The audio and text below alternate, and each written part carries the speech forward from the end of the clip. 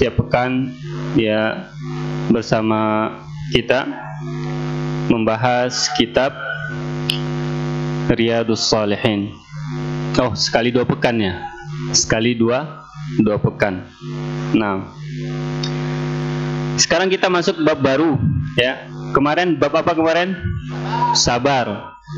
Sekarang kita bab baru, yaitu babnya as-sidqu. Apa itu artinya?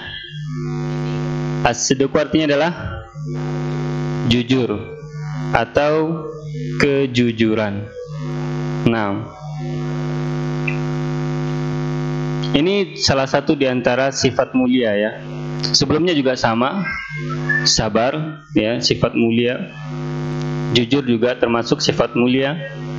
Dan ini termasuk tingkatan yang paling tinggi ya, kejujuran. Kenapa?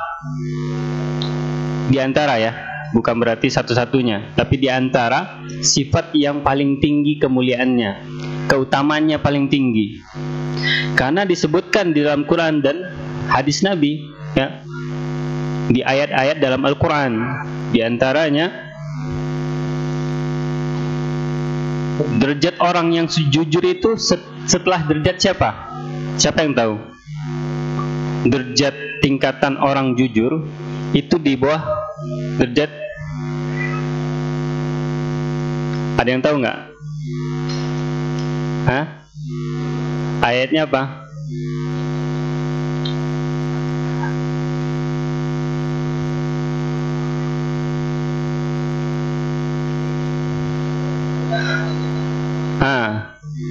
Naam. Ulaika alladzina man an'ama Allahu alaihim minan nabiyyina was-siddiqina. Berarti urutan keberapa? Urutan setelah nabi. Minan nabiyyina was-siddiqina wasyuhada was-salihin. Jadi pertama yang paling tinggi tingkatannya para nabi. Ya, berarti nabi udah tidak diragukan lagi kan?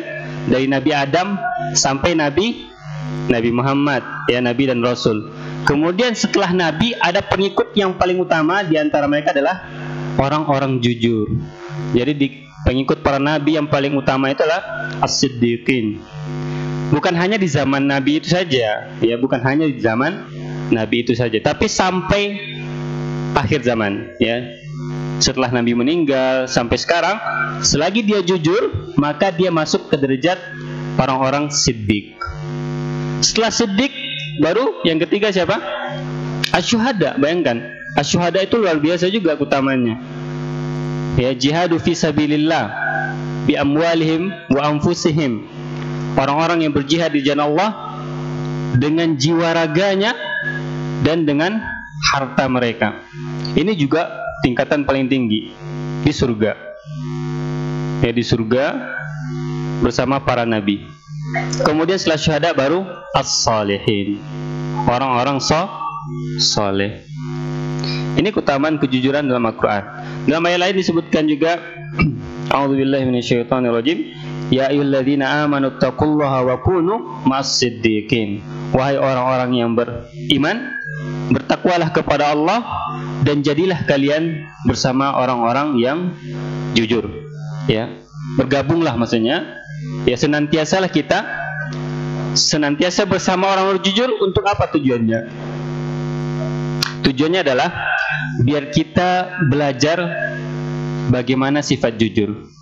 Itu seperti teman baik, ya. Kita bersama orang-orang jujur biar terpengaruh kebaikannya. Betul tidak? Hah? Pengaruh teman baik apa? Seperti kita berteman dengan tukang parfum, ya. Kalau tidak mendapatkan parfumnya karena mahal mungkin ya. Parfum mahal kan? Berapa parfum sekarang? 100.000, 10 mili ya? 10 apa? Kalau nggak bisa beli, minimal teman sama tukang parfum, ya. Mudah-mudahan percikan parfumnya kena ke baju kita. Ini maksudnya adalah kita belajar bagaimana caranya jujur. Karena jujur itu tidak hanya bisa dengan ucapan, Contoh gini, anak ucapin jujur, kira-kira langsung jujur nggak? Butuh proses ya. Kita jujur itu nggak bisa langsung sehari 2 hari langsung berubah. Butuh ada teman, butuh ada senior atau orang-orang yang udah terbiasa dengan kejujuran. Hakada. Jadi bertemanlah dengan orang jujur. Ciri-cirinya bagaimana? Tentu kita harus tahu kayak mana orang jujur itu. Kuncinya 3 kan? Di antaranya ya, yang paling tampak itulah 3 orang jujur itu. Apa kuncinya? Coba tulis ya. Dia sesuatu yang lahir sesuai dengan sesuatu yang batin. Maksudnya apa? Yang tampak itu sama dengan yang tersembunyi, yang tak terlihat. Itu yang pertama ya. Sesuatu yang tampak oleh dirinya itu sama sesuatu yang tersembunyi dari dirinya. Maksudnya ketika dia sendiri, ketika dia bersama-sama, itu sifatnya sama. Paham di sini? Itu yang pertama. Ya contohnya sholat lah, sholat ya. Sholatnya ketika sendiri sama lamanya, panjangnya dengan sholat ketika berjamaah. Bahkan lebih lama sendiri. Ya, lebih lama sendiri. Itu contoh sholat. Dan bisa dengan yang perkataannya. Perkataannya ketika rame-rame bagus. Ketika dia di kelompoknya atau sendiri atau sedikit juga sama, nggak berubah karakternya, sama. Itu orang jujur. Jadi jujur ini jangan salah paham ya. Jujur ini tidak hanya perkataan saja. Jangan salah paham ya. Jujur di sini semuanya. Perkataan, perbuatan, ya, tingkah laku dan karakter.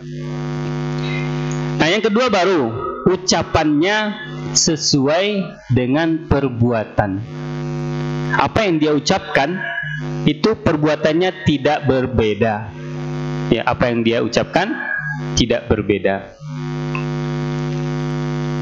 Yang terakhir adalah berita yang dia sampaikan itu sesuai dengan fakta. Ya, bukan berita hoax. Apa bahasa kita sekarang? Hoax ya, atau bohong. Ini semua secara ringkas ya, 3 ini lawan dari kata, dari apa? Sifat apa namanya? Lawannya apa? Bohong biasanya ucapan. Ini biasanya secara keseluruhan. Sifatnya adalah munafik. Itu ya. Jadi tingkatan tertinggi adalah kejujuran, dan lawannya luar biasa, tingkatan paling parah di sifat seorang muslim, yaitu adalah munafik. Yang tampak tidak sesuai dengan yang tersembunyi, ucapannya tidak sesuai dengan perbuatannya, kemudian dia menyebarkan berita propaganda dan hoax atau bohong. Ini munafik namanya. Munafik ini ancamannya apa? Luar biasa kan? Dalam Al-Quran disebutkan, innal munafikina fid-darkil asfali minan nar. Apa artinya? Sesungguhnya orang-orang munafik tempatnya di kerak paling bawah. Kerak dark itu paling bawah, kerak neraka.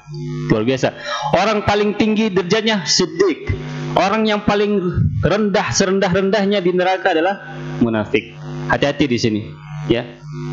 Ini kita tekankan baik untuk diri Ustaz sendiri dan kepada kita semua, ya. Lawan dari siddiq ini sangat bahaya, yaitu adalah munafik. Munafik ini diantara sifatnya adalah ketika dia berbicara dusta, ketika dia diberikan amanah khianat, ya, ketika dia berjanji mengingkari. 3 sama kan, mirip kan? Nah, lawan dari munafik adalah orang yang jujur. Hakada.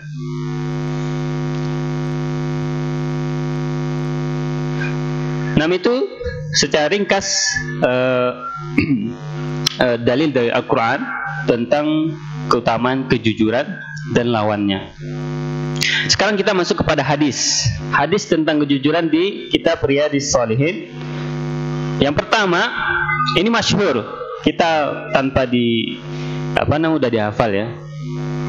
Karena ini sering kita dengar. Yang pertama dari Ani bin Mas'udin radhiyallahu anhu, an Nabi sallallahu alaihi wasallam qala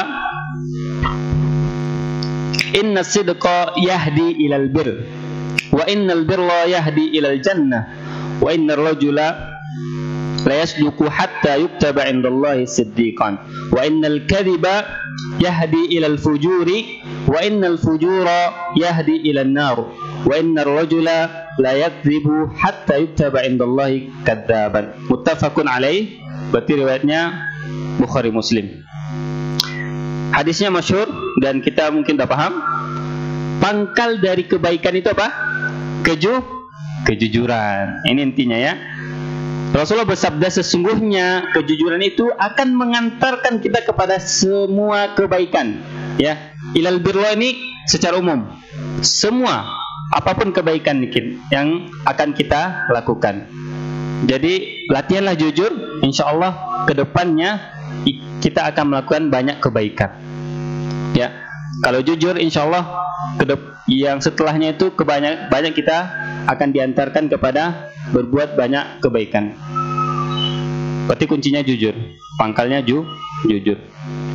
Dan kata Allah, siapa yang senantiasa, rajul ya, siapa yang senantiasa melakukan kejujuran ya, dan dia jadikan habit kebiasaan ya, dia jadikan kebiasaan, maka akan ditulis bagi Allah di sisi Allah dia sebagai orang yang jujur. Udah ditempel stempelnya orang jujur. Kalau udah jadi habit ya, udah jadi habit. Sebelum jadi habit, gimana caranya? Ini kuncinya. Sebelum kita menjadikan suatu kebaikan itu kebiasaan, caranya adalah para ulama senantiasa menasihati dipaksa. Ya. Siapa yang maksa?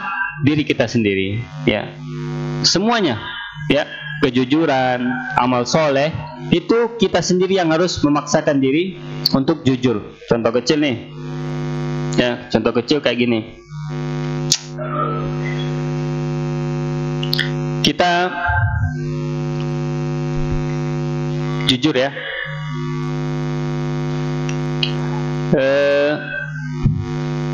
Tapi mudah-mudahan ini tidak jelek ya. Jangan yang jeleknya, tapi yang baiknya. Sering kita jujur itu di keluarga biasanya.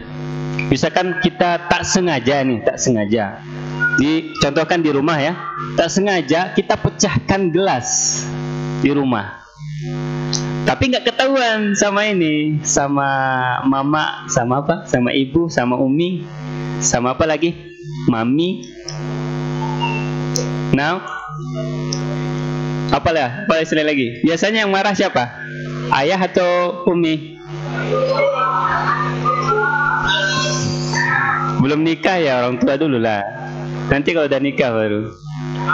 Now, ya. Yang jomblo berarti abi sama umi. Yang sering kena marah dari abi atau dari umi? Umi. Contoh ya, contoh. Di dapur kita tak sengaja ini gelas kaca atau piring kaca pecah. Langsung kita bersihkan, kita buang ke tempat sampah atau yang nggak kelihatan. Tahu-tahu uminya kecarian. Kalau ibu biasanya paling ingat barang-barang di rumah. Ya, beda kalau ayah. Apapun bentuknya itu ingat, yang hilang biasanya ya. Ditanya, piring umi atau gelas kaca umi yang di dapur mana? Kita ditanya. Di sini latihan kan? Ibu marah, maksudnya kita tahu umi kita itu pasti marah. Sekarang kita diuji, mau nggak jujur? Itu latihannya ya.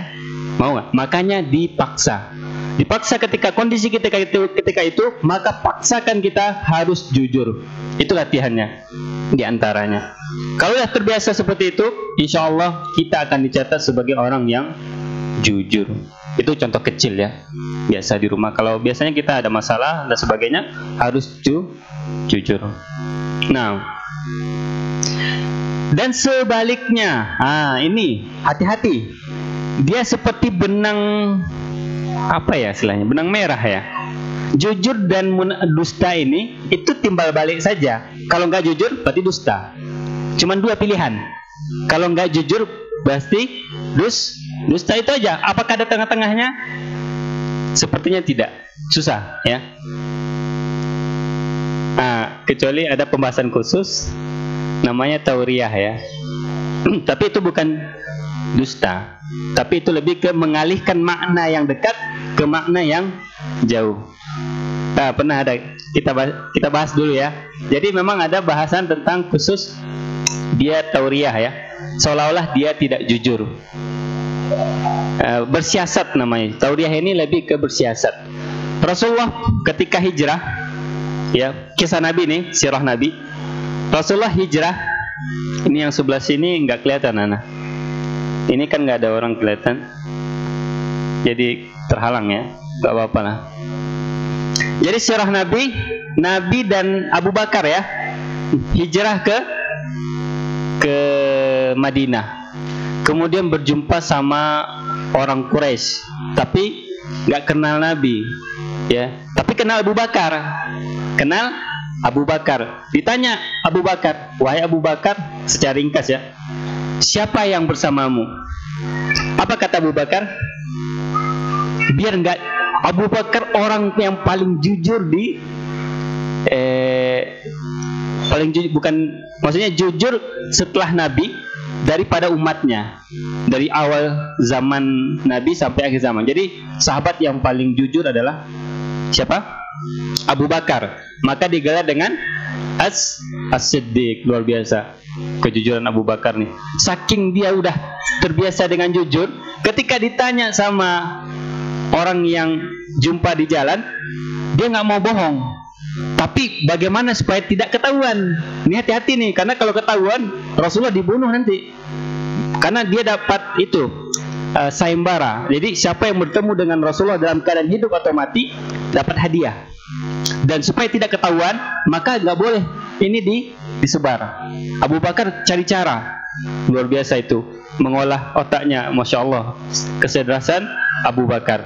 Langsung dibilang apa? Ketika ditanya siapa yang bersamamu, apa kata Abu Bakar? Siapa yang tahu? Bahasa Arabnya apa? Bahasa Arabnya coba. Penunjuk jalan apa bahasa Arabnya? Nah, jawabannya saya. Namanya penunjuk jalan. Tapi dalam bahasa Arab apa?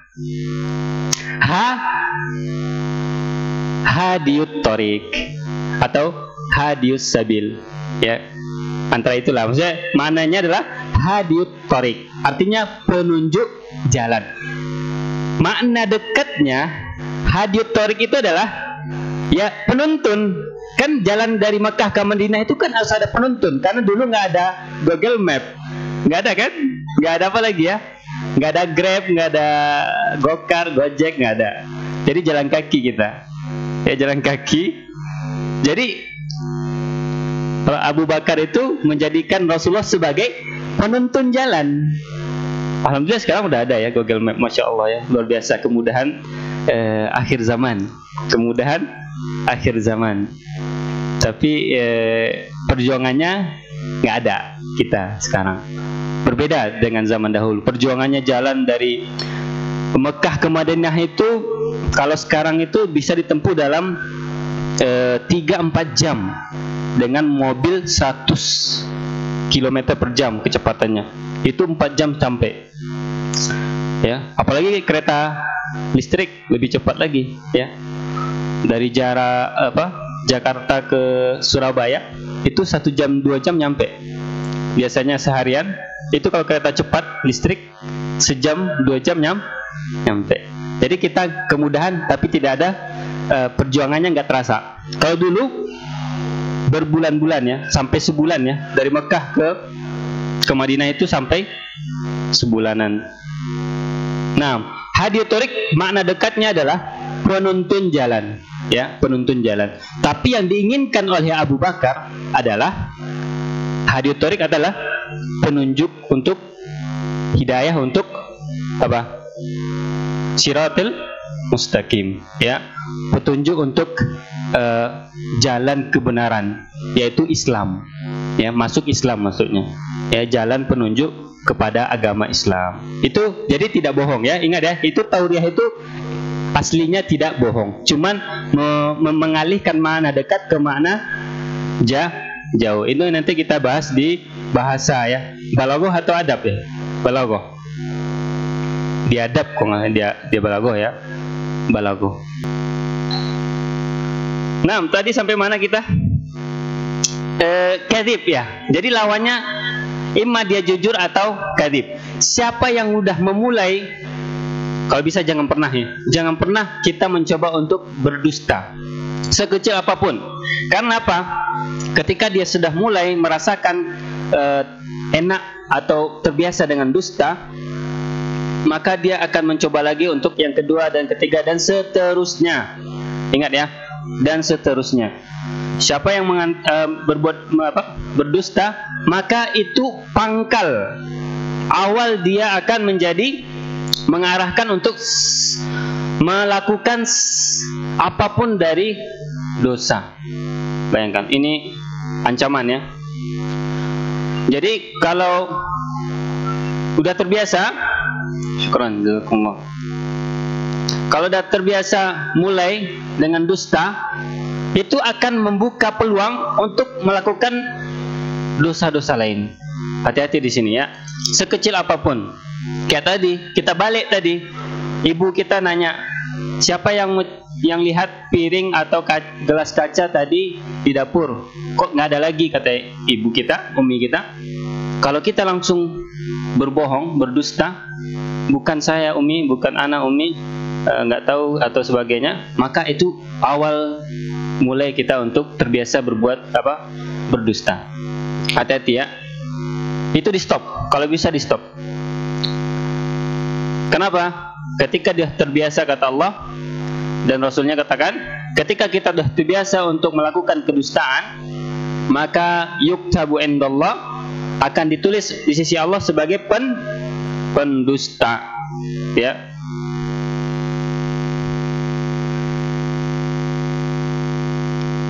Dan ancamannya berat, ya, orang yang berdusta.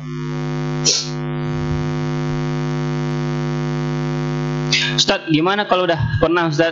Ya dari sekarang mulai berhenti. Gitu caranya lagi, kan? Udah pernah?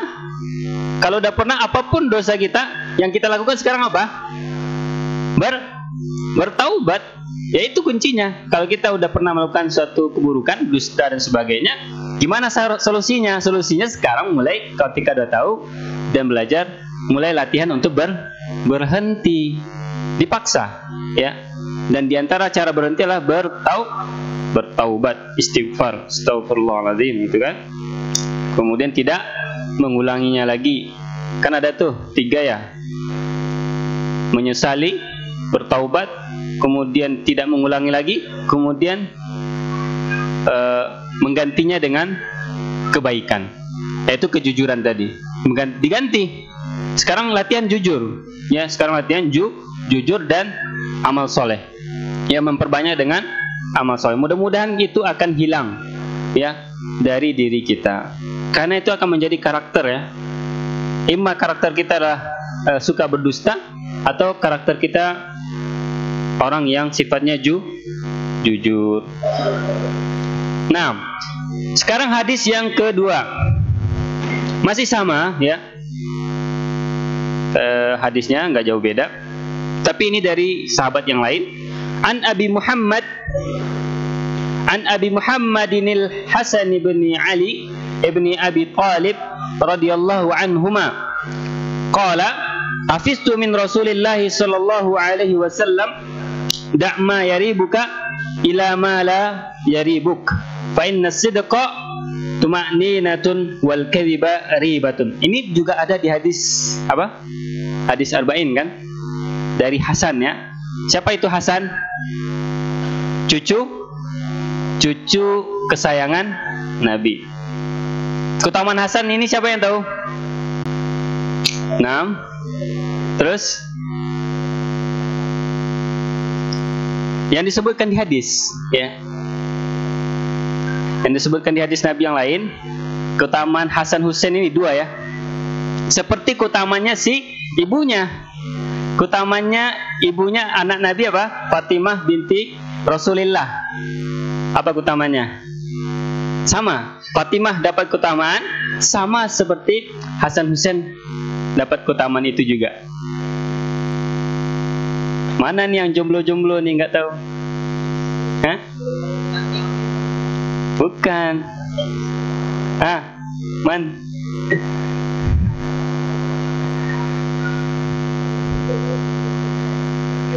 Fatimah keutamanya apa? Fatimah binti Rasulullah sallallahu alaihi wasallam radhiyallahu anha sayyidatu ahli jannah. Berarti Hasan Husain sayyidani ahlil jannah. Artinya apa? Ya, dia adalah penghulu atau pemimpin untuk ahli surga. Jadi Hasan Husain mendapatkan keutamaan itu seperti ibunya juga menjadi perempuan sayyidah ahlil jannah. Ya. Itu kemuliaan dan keutamaan keluarga Nabi. Hakadha. Dan Hasan juga, ini kenapa kita bahas ya? Ini supaya kita tahu ya bagaimana kemuliaan para sahabat. Jadi bukan suatu yang Ustaz, ini kan sirah ya. Jadi dibahas nama sirah nanti. Gak apa-apa, ini secara ringkas saja ya. Bab apa namanya? Tentang kisah-kisah ya, kisah-kisah sahabat. Hasan itu juga pernah maksudnya menjadi khalifah ya. Setelah meninggal terbunuhnya ayahnya Ali bin Abi Thalib, betul tidak? Kemudian digantikan siapa? Hasan ya. Maka dia termasuk kepada gelar namanya Al-Khulafa Ar-Rasyidun ya. Al-Khulafa Ar-Rasyidun itu periodenya kata Rasulullah itu selama 30 tahun. Dan dia termasuk kepada Khulafa Ar-Rasyidun. Itu sebagian riwayat dari ahli sejarah ya. Ahli sejarah. Dan dia menyatukan kaum muslimin. Ketika itu kaum muslimin terpecah. Yaitu terpecah. Ali itu pengikutnya adalah Syiah, terpecah. Kemudian yang menentang Ali namanya Khawarij. Kemudian ada lagi kelompok di luar itu namanya pengikut Muawiyah. Ya, juga banyak. Karena berpecah kaum muslimin ketika itu, maka disatukanlah oleh Hasan dengan cara dia mengundurkan diri dari kekhilafahan dan diberikan khilafah kepada Muawiyah bin Abi Sufyan. Setelah itu kaum muslimin bersatu, namanya Amul Jamaah ya. Istilah dalam sejarah dinamakan Amul Jamaah, tahun menyatunya kaum muslimin. Itu kelebihan dari Hasan bin Ali. Nah,